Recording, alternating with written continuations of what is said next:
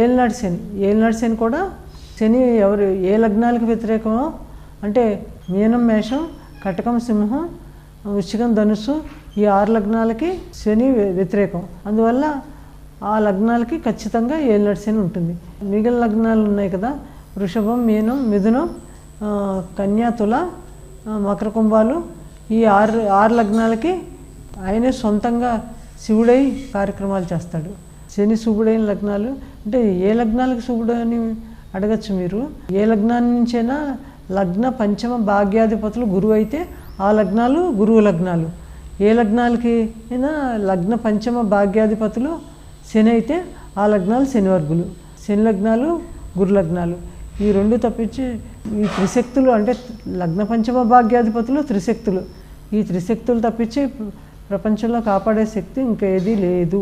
కాలసర్ప దోషం అనేది అసలు లేదు. ఎందుకంటే సూర్యుడు ఎదురుగుండే రాహుకేతులు కానీ ఏ గ్రహం కానీ నిలబడలేవు. అందువల్ల కాలసర్ప దోషం అనేది లేదు.